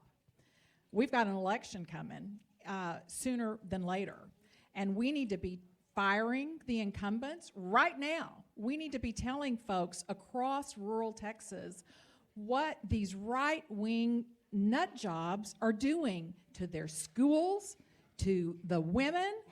I mean, this newly elected Brian Money in Hunt County just filed a bill to hold women criminal for getting health care. I'm sorry, the Texas Democratic Party ought to have a message that it ships out to our county chairs in that district that they can share with their constituents. We got to fire these right-wing nuts first, and then we will lift up our good Democratic candidates to take their place. So I didn't answer the question that time, did I, very well, except to start with, we need a template within the party that we can share out to the people who are doing the work. We need to be speaking with one message. We need to be investing time with all of our county party chairs, and we need to do it in a strategic way. Thank you very much. And Patricia, please tell us how you'll engage, organize, and win in rural Texas. So this is such an interesting question, and I'm so glad that Jeff is here. He probably doesn't remember, but when I became a campaign manager out in House District 154, one of the things that you told me, you said it's a large area, and you're going to have to make different plans for both of those areas because they're vastly different. And that's what we need to do with our rural areas, is we need to make a different plan for them. Yes, absolutely, you know, we should be talking about social issues. We should be talking about protecting our people and protecting our rights. When it comes to those rural counties, and one of the things that I noticed, you know, I grew up in Laredo. My ex-husband's family is from East Texas, Woodville, Silsbee, so it doesn't get much more rural than that, I'll tell you. But just driving up here, all the radio stations were Christian. Every radio station, right? It's like a Christian revival and all that stuff. And so, yes, absolutely, the social justice issues are very important. And at the end of the day, at my heart, I'm a progressive, and I'm always going to fight for those, right? But how do we bring them into the fold? Well, let's start talking about, you know, kitchen table issues, right? We explain to them, it's like, why school vouchers are bad for them, because it's going to affect their public schools. They're the ones that are going to get shut down first. You know, a lot of people in the rural counties, I'll tell you more later. All right, thank you, Patricia. All right, let's talk about every candidate that I've ever worked for's least favorite topic, and that is fundraising. It's amazing when it's time for the candidates to raise money, there's always like a very important other thing they have to do. Aaron, everybody in this room knows how large our state is. A serious statewide campaign at the top of the ticket for governor, for United States Senate, like starts at $50 million and could go to $100 million. What's your fundraising plan for the Texas Democratic Party? Not to give it to the DNC. I think we start right there, right? I think that there are a lot of people who have funded the Texas Democratic Party through generous donations, thinking, or let me just say, they funded a party chair, for example. They've given a donation, but they've done it through the TDP website, and that money goes straight to the TDP account, and then it goes straight to the DNC, right? We can't do it by giving money away. We need to invest money in Texas. So fundraising-wise, like I mentioned before, there are a lot of people who have given, I've spoke with on the phone, who truly believe that every other Texan is a Trumper, because they feel that they've been betrayed by their neighbor because of how they voted, because of the border crisis or whatever, right? We need to bring them back into the fold, as we all keep saying, right? We need to bring them back and say, hey, listen, I know you don't believe anymore. Let me give you something to believe in, and give them something to believe in. Go out there and work with them, work in their communities, and tell them why it is that they need to invest. Because I think that within Texas, you can be famous without ever leaving Texas, right? I call this the United States of Texas, because you can become a country singer, you can become anything in Texas and be famous and be successful and make it a lucrative career, right? So I think that being able to keep that money within Texas, asking these people, I think Texas ourselves, Texans, can fund it. Now, bringing in other outside money, that'd be great. But ultimately, we cannot donate, or we cannot transfer money out anymore. I think that there needs to be a serious look at what's been happening with the books, and my whole background is in finance, right? Look at the books and reallocate funds, and I know that there's ways that we can raise money, save money. Thank you very much. Thank you very much. All right, Kendall, talk about your plans to raise money for the Texas First I want Democratic to say, Party. taking a look at the books, I'm the guy who helped implement the permanent auditing for our party. We've been taking a really close look at the books, and a lot of the times when you see that money leaving, it's because our party is a compliance mechanism where it's used as a pass-through. I'm not going to spend all my time talking about that, because I could drone on about it for a bit. But we're not sending a whole bunch of money out. Frankly, here's the finance plan, guys. We got to take money from a bunch of different places. Number one, we need to stop sitting around and waiting for the cavalry to come. Okay, DC and DNC and those folks, the cavalry's not coming. We're the cavalry, okay? And so if you want to build a strong Democratic Party, there is a reality that we have to get serious about grassroots fundraising in this state. Directly asking people to become sustaining members of our party. We do it kind of half-heartedly, to be honest with you, where we send out a couple of emails. But who here has been directly asked to become a sustaining member of the Texas Democratic Party? It's a shame that there aren't more hands raised, right? Because when you have 10,000 people that are at a convention and they are not all sustaining members of the party, we're leaving a lot of money on the table. Okay, number one. Number two, we have to be serious about trying to find ways to bring in large donors, large contributions. Maybe we should start talking about things like endowment programs, to set up endowments for each of our director level positions to make sure that they're funded in perpetuity. That would require talking about to super wealthy folks about how do we set up will discussions where we're able to inherit those things. Those could also roll in discussions about headquarters. And then I think that the third prong of that is I think we've got to start also kind of looking at a state and getting serious, because if you look at the Electoral College map for 2030, there is not a path to the White House without the southern United States. Texas is the key to us ever holding the White House again, and if people nationally don't understand it and start investing money in it, then we're going to be in a lot of trouble. So thank you very much. Best I can do in 90 seconds. All right. Chair Parker Mims, talk about your plans to raise money for the Texas Democratic Party. Thank you so much. Well, let me share with you quickly in 30 seconds what we did in Denton County to raise money. First of all, I had the mindset and the vision that we were going to get money before it came, because I believe we have a story to tell that people want to invest in, and when you go out and ask the right people for money, you can do that. So in Denton County, we did that. We hired a professional fundraiser. We created the structure within the party so that when people gave us large donations, they could easily track how we were spending it, and we approached it as a business. As chair, I want to stop and create a strategic plan, fundraising, engagement, voter registration, get out the vote. Fundraising.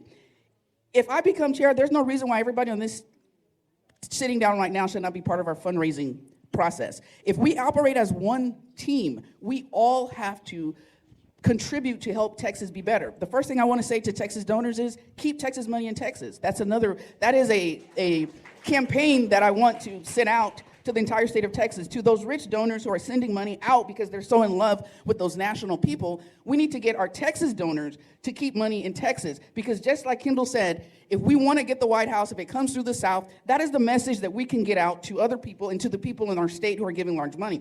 Another thing that I want to do is go out and get money from safe blue states. That's kind of what we did in Denton on a smaller scale. We created a professional outreach on what was happening with women, and top donors were saying, we don't want that to happen, and they donated. Stacey Abrams did that. We should do that as well. Go out and get money from our sister states. Thank you very much. All right. Ms. Woods-Martin, please tell us about your fundraising plans for the Texas Democratic Party. I feel like this is a gift to be able to answer this question. I think we have to start by building trust in the Texas Democratic Party. People, and that starts with transparency. People want to give to turn Texas blue, but they're giving to all kinds of different things. So we've got to start with transparency, building trust, telling people what we're going to do, doing it, and telling people that we've done it. We can look at all kinds of mechanisms. I've actually launched an effort in Central Texas called Amplify Austin. I don't know if any of you are familiar with that, but that's a digital fundraising platform that has generated about $112 million in online giving. We can start there, but then we have to have conversations. We've got to ask people at all levels to support the work of something they can trust and something that will make a difference across the state. And thirdly, we got to ask people for money. We got to just ask. Back to your original thing with candidates not, hating call time, hating asking people for money. We've got to ask them for money, and then we've got to treat them not as ATMs, but as partners in this work. All right, thank you, Ms. Woods-Martin. Patricia, talk to us about your fundraising plans for the Texas Democratic Yeah, Party. for sure. So there is nothing more that I love in this world than asking for money. I do. I know so many candidates out there hate call time, and I don't understand why. There's so many traditional means, right? And everybody up here has talked about it, right? Whether it's through digital, whether it's through emails, whether it's through, holding galas and all that stuff. But at the end of the day, what it really comes down to is that people don't make the direct ask. How many of you put up your hands when Kendall asked if you've been asked to be a sustaining member? There's only a few, right? Look at all the hands that did not go up. Why? Because nobody asked you to donate money. I was on 2 campaigns in 2020. Well, maybe I don't want to get too specific because I don't want people to get upset with me, but I will say this. In 2020, I worked for a candidate, and her and I had an amazing strategy. But you know what was the most important thing? She enjoyed doing call time because I made it easy for her. And you know how much money we raised on that campaign? $1.1 million for a state house race. In 2023, I ran for Houston City Council. Unfortunately, I was redistricted out of that district and I couldn't continue. But in a month and a half, I raised $17,000. All right, thank you. So very that should much. tell you something about my Patricia. fundraising plan. Yeah, real quick, yeah. On the topic of money, and this is with all due respect to Kendall, can you give a roundabout figure, more or less, on how much was donated to candidates for any election? Just a roundabout figure. With the finance, anyone specifically. Just, in general. Yeah. So the state party has traditionally not been utilized as a mechanism to pass money from the party to candidates. So you very rarely find money that comes from the state party to candidates. So the number is probably closer to 0. Okay. I just wanted to, I was just curious. Okay. We good? Okay. Let's keep moving. I'm going to ask a question that is, I don't know, might make folks feel uncomfortable, but it is of vital importance to our work at the Barbed Wire, and that is about accountability not just for Republicans, but also for Democrats. Okay? Texas Congressman Henry Cuellar has been indicted on charges of bribery and money laundering. My colleague and our editor-in-chief, Olivia Messer, a decade ago, reported on allegations of sexual harassment and worse. Oh, there are the mic cuts. Sexual harassment and worse by State Senator Boris Miles, who is still in office today. How can the Democratic Party earn the trust of voters if the TDP is viewed as looking the other way when Democrats break the law? For our other candidates, should Democrats like Henry Cuellar and Boris Miles be in office today? Or does their presence undermine the success of the Texas Democratic Party? Aaron, please go first. No, they should not be. That's the short answer. And there should be a, thank you. First round of applause. No, I'm just kidding. But there should be a criteria that we have to meet that candidates have to abide by, right? And say that, no, we're not going to get into your county and tell you how to run your race, or we're not going to tell you what to do with money that you may have received fundraising. But there's a criteria that you have to follow morally to be a part of the Texas Democratic Party. Because we can't just turn the other cheek. We can't. This is why people don't vote, especially in these small towns. They think that every single politician is corrupt, and people like that are proving them right. And they lose hope. They already know that in these communities, it's a scary situation to be an immigrant right now, which is a topic I don't know how we're not talking about today yet, but I hope we do. But the immigration situation, that's already a scary topic, or a scary thing happening in our country right now, right? And so the Democratic Party is the only party that's big enough, strong enough to take down the Republican Party and the rhetoric that they've been saying and the rhetoric that they've been spewing out about immigration, right? And we can't do that with corruption. So there has to be a statute. At the very least, a guideline that has to be complied with. Otherwise, you get purged, or whatever the rules are. Thank you. Okay, thank you very much. Kendall, talk about Democrats like Henry Cuellar, Boris Miles, who have been indicted, accused of sexual harassment and worse. Do they undermine the Democratic Party? Should they be in office today? If we are not meeting expectations of standard of behavior ourselves, it is unfair for us to expect it out of other people. We have to set a standard, and there is a problem when 1.1 million Democrats voted in 2020, didn't vote in 2024, and when you ask them questions about our party, they say we don't fight hard enough, but they also say they're all the same. And it really perpetuates that whenever we have elected officials who do not behave well. And we have an obligation to make sure that we are holding people accountable, whether they are in our party or they are out of our party. But we also need to make sure we're working with our local county parties to make sure that we're not stepping over them and doing what they may not want on the ground, right? Because we as a state party shouldn't come in and tell people what to do if the people in the county parties are sitting there saying, well, you know what, I really like the guy. I don't know what the problem is. There's got to be a balance there, and we have to build some trust there with our county parties. I would hope that as a party, we do not accept that type of behavior and that we would evacuate those types of people from positions of leadership in our party. And I would hope that we would be able to work with our county parties in that process to make sure we're doing it together. It cannot be a situation where we as an apparatus come in and unilaterally make decisions without coordinating with people on the ground. That to me is a huge sign of disrespect for the people on the ground. But surely we can work together to make sure that Democrats are having appropriate behavior and that they're being held to account whenever they aren't. Thank you very much. Chair Parker Mims, same question to you about Democrats like Henry Cuellar and Boris Miles. Should they be in office today? I don't truly understand the question. I don't know if that means should TDP do something to get them out of office, or what it is you're asking of TDP. Should they make a public disavowal of that bad behavior? I don't know what our ethics rules, but of course, we should stand up to the behavior that we expect from other people, right? And if we have someone in office who is not standing up to that behavior, I don't know, I'm not certain what the writer of the question is asking TDP to do.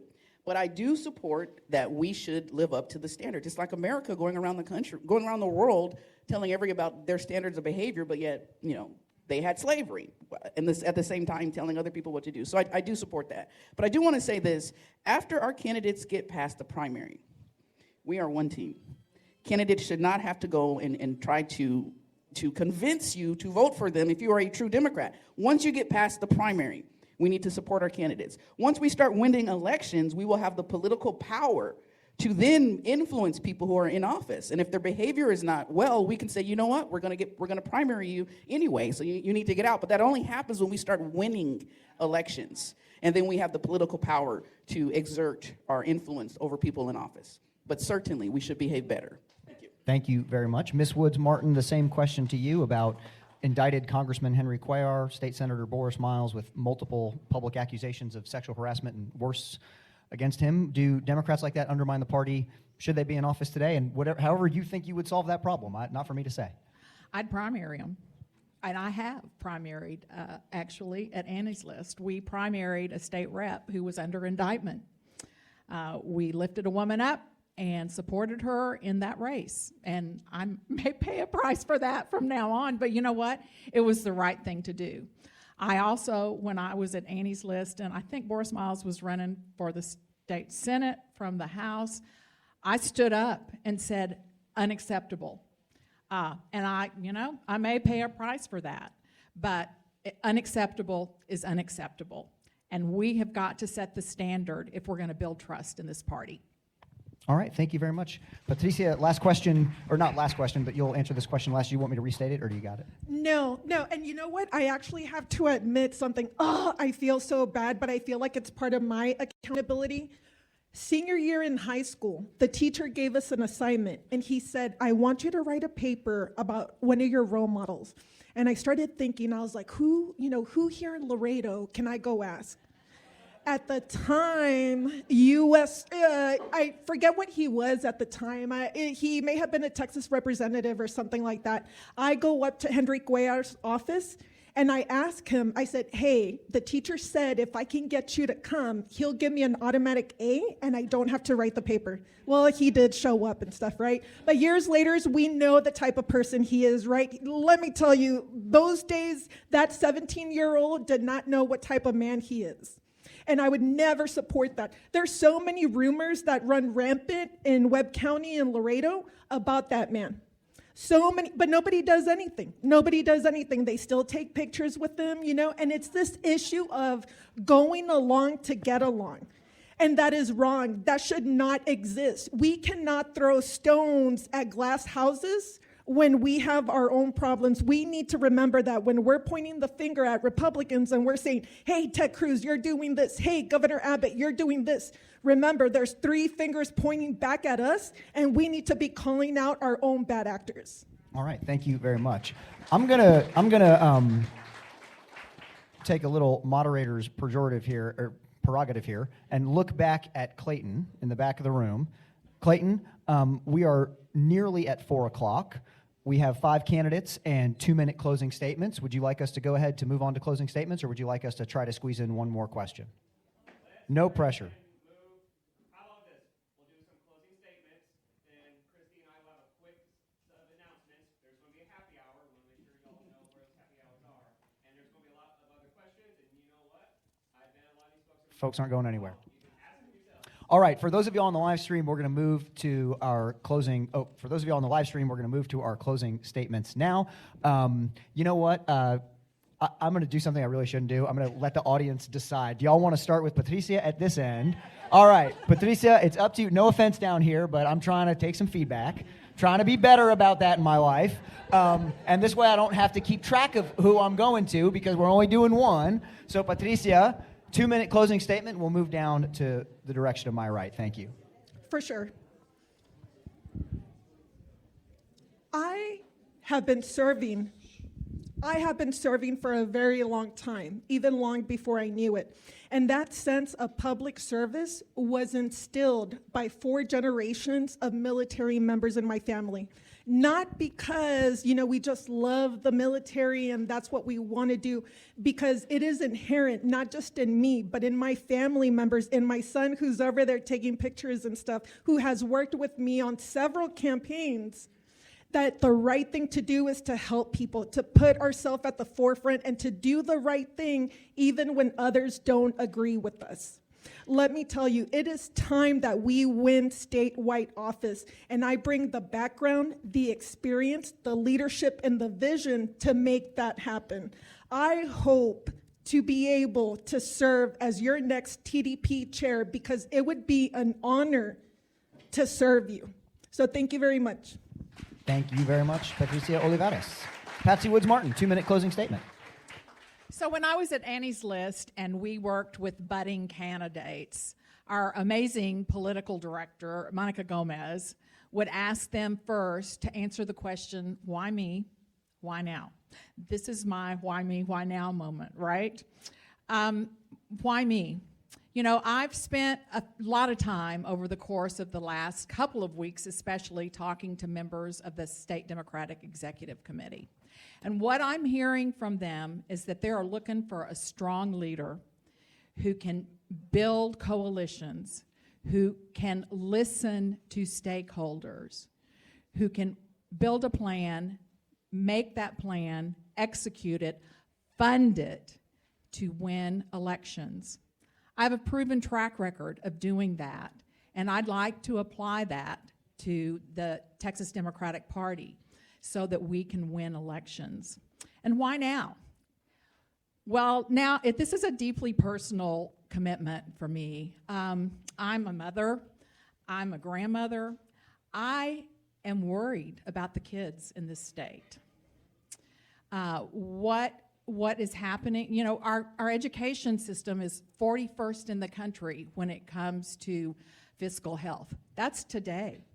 That's before these right-wing nut jobs get a hold of it and continue to defund public education in this state.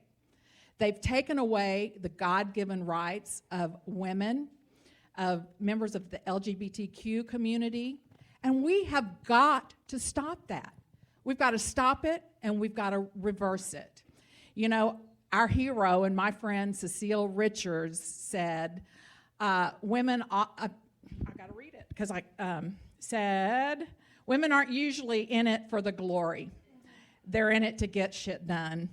And I am in it to get shit done. Thank you very much, Patsy. We will allow each candidate to go 10 seconds over if you are quoting Cecile Richards. All right? Chair Parker Mims, your 2-minute closing statement. Thank you so much. No Cecile Richard quotes, though. If you think that the TDP train is going down the right track and we just need a new commander and you just need to throw money at it, I am absolutely not the person you should vote for, because I do not think we are going down the right track. I think that we need to create a strategic plan in 4 areas fundraising, engagement, voter registration, and get out the vote. What separates me from everyone is I have done all those things in my county. In the 7th largest county in the state, I have done those things in each election cycle that we've had. And TDP has never once asked us how we did it. No one. We've increased voter registration. We were number 1 for percentage increase in 2022. Nobody asked us how we did it. Not powered by the people, not anyone. We didn't set up tents. We had a plan. We have people in Denton County who are ready to take that plan statewide. We want to work with county parties because it's more than just money. It's knowing how to create the infrastructure to build a party. And for some people, that might mean just gaining 20, 30 more people because they're in such small counties. But we have to stop and create a strategic plan in all of those areas. It is not simply going to be a new state chair that's going to help us flip. It is going to be the new plan that allows all of us to participate, to increase engagement, to increase fundraising, to do this continuously, not simply at get out the vote time. When we do get out the vote time and we do that, we're already behind the 8 ball and we've already lost. That includes getting engagement with our elected officials, getting them out, explaining what's happening, what they're trying to vote against. There's so many ways we can increase engagement, but that also includes working with caucuses that empower you guys to go out and increase engagement in those areas that you are particular to. I'm the CEO that will do that because I've done that. And I ask you to vote for me because it's time to win in Texas. And I remember more than Ann Richards. I remember Mark White when he was governor because we can win in Texas. All right, thank you very much. Kendall Scudder, 2-minute closing statement, please, and thank you. First, I really appreciate the opportunity to sit up here with these awesome candidates today. And you've been a real trooper, Aaron. I really appreciate getting to know you more. Before I start, too, I also want to thank my brilliant wife, Carly, who lets me go and play politics and is so supportive and holding life down while I try to do all of this. I've given my life to this party. This party means a lot to me because this party was here for my family when no one else was.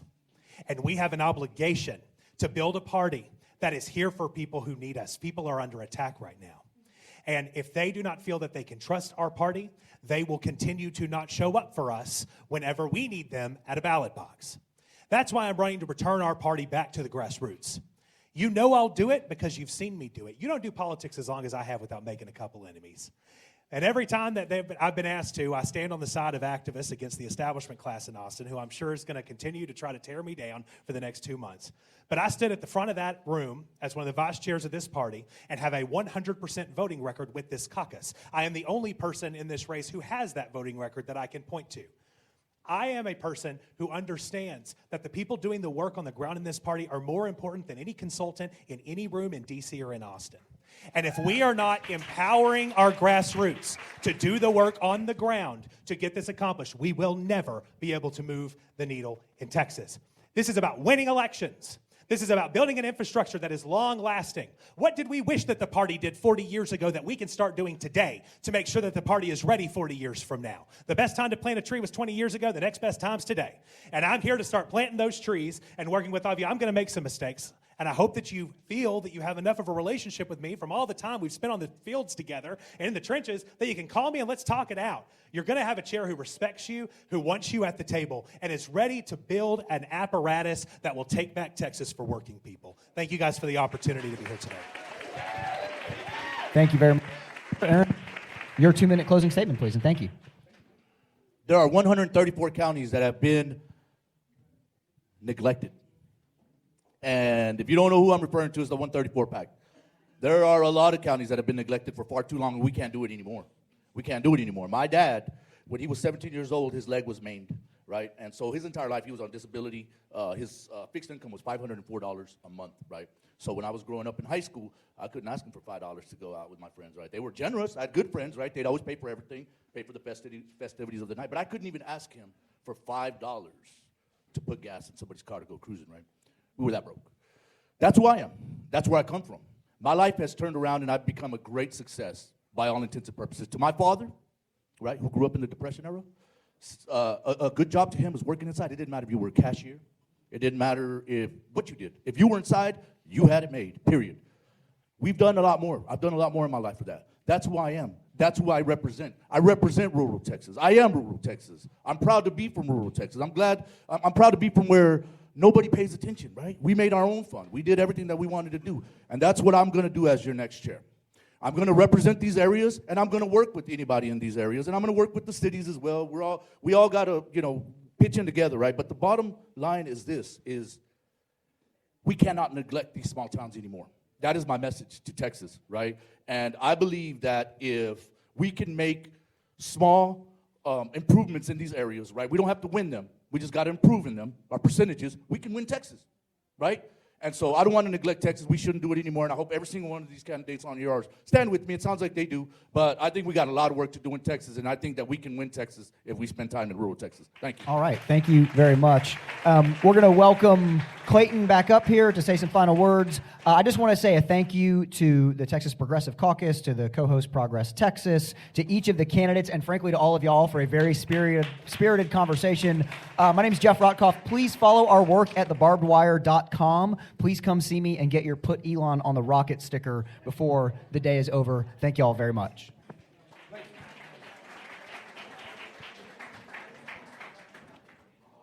Well, I hope y'all had a good time. So I'm going to let Christy, one of our other co-founders, say a few words. I'm going to say a few words. And we have some special invites. So please, I know, speaking as a slightly ADHD person, I would probably be, vibrating, sitting the whole time. But I swear, I promise, 5 minutes. And I mean it. So I want to thank everyone for being here today. We so much appreciate your support. Also, everyone sitting in this room, you guys are the magic of Texas. You are the reason why we will not give up and we will win. I want to say I moved to Texas approximately 15 years ago. And when I found out that Johnson City was totally Republican, it almost grossed me out a little. How dare they take our territory? That is our city. This is our president. And this is our state park and our national park. We cannot let them forget what progressives brought to the Hill Country, not just to the Hill Country, but across the nation. We brought electricity, running water, rivers, roads, lakes, you name it, we did it. It was a progressive.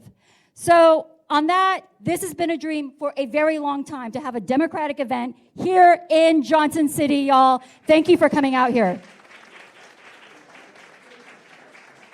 I want to give one remark about the room. When we have rooms this filled, making phone calls, phone banking, block walking, that's when you know we will win Texas. So when you go back to your counties, I want you to remember this room. This many people is what it takes to block walk a county and to win. You build teams of 100. You send people out. You knock those doors, you make those phone calls, and you make sure they don't forget what Texas Democrats have done in this state. There was some talk earlier about CEOs. Let me tell you what a CEO means to me. It means Chief Executive Organizer. I'm looking for a Chief Executive Organizer. I'm also looking for a Chief Organizer, and we have some chiefs here that I quickly want to shout out, and I did a list to make sure when I stood up here. For those of you that haven't been here before, I want you to know that this room gives me goosebumps. It reminds me of when Cesar Chavez and a bunch of organizers said, you can't organize the farm workers, and there were a bunch of Latinos and Mexicanos and a bunch of people all across the nation that said, yes, we can, and we will. And we were in that moment, and it'll take us a while, but we're going to do it. Our chief organizers today, Angel Smith. Shout out to Angel. Where are you, Angel? Hiding? It's Angel's birthday today. Happy birthday, Angel. JTBB in the back. Shout out to JT. What's up? He helped organize all the food. Trish Contreras. Trish, where are you? There you are in the back right there. Trish, part of the executive team. Mitzi Rusk, East Texas in the house. Mitzi. Jennifer Murphy-Vick, sitting right up here at front, keeping time for all of us. There's a running joke at TXPC. A lot of our meetings are 3 hours long. Someone's fault right here. Sometimes they're 4 hours long. The work that we do is from our hearts. It is labor. None of us are paid. Everything we do is funded through the donations that you guys give to us as the Texas Progressive Caucus. We want you to know every donation we receive is that important. Clayton's going to talk a little bit about donations and what's coming up in business. Thank you so much. And another round for Christy. So we founded the Texas Progressive Caucus in 2022. So we are 2.5 years old, and we have become one of the fastest growing caucuses. Just today, we've officially hit 470 members. By a raise of hand, raise your hand if you are a member of the Texas Progressive Caucus. So for folks not raising their hands, we only need 30 of y'all. We have a lot of information outside. We're getting a store set. Members, you will get discounts on all of our merch. Automatic. We're setting that up. We're hoping to have it done today. RIP. But maybe about next week. A few quick other notices just for I don't think we talked about how we're going to be electing these folks. No? Okay. So let me explain the process, just so we're all on the same page. So now I'm talking about the Texas Democratic Party right now. So on March 29th, the State Democratic Executive Committee, every congressional district has 2, and there's other caucuses. The LGBT caucus, Robert, you were right there, but now I don't know where you went. County chairs, the Black Caucus, Hispanic Caucus, there's a lot of caucuses. And environmental, disability, AAPI, thank you, Nicolette, youth, and college. Anyway, they will be getting together. We will probably hear from some of these candidates again, and the SDEC will be voting on them. If there is a candidate that you really loved up here, you have to talk to your SDEC member.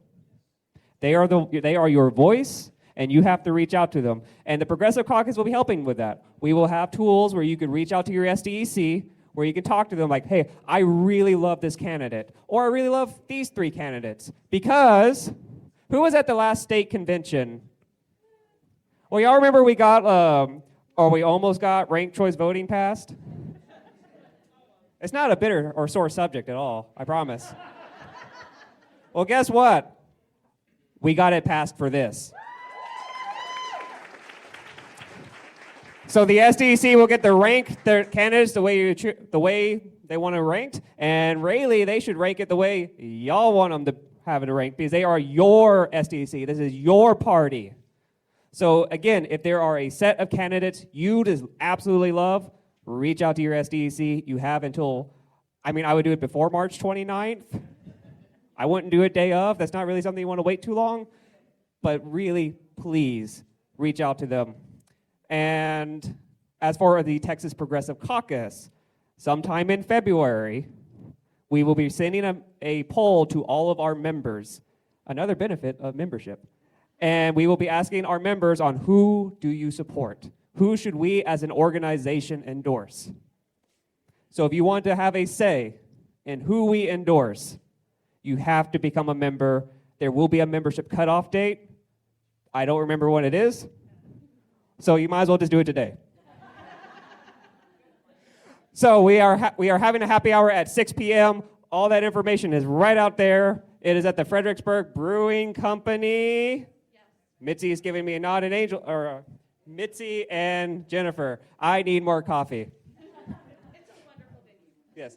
So please join that. But also, as you talk to these folks, try to take some time to visit the ranch. Because as Christy said, this is our park. LBJ was one of us, at least domestically. His international, we'll leave that alone. But domestically, he was one of us, and it's a beautiful park. They have bisons, they have all sorts of things. So, I would also be remiss. Do we have any folks in agriculture here? We got a couple.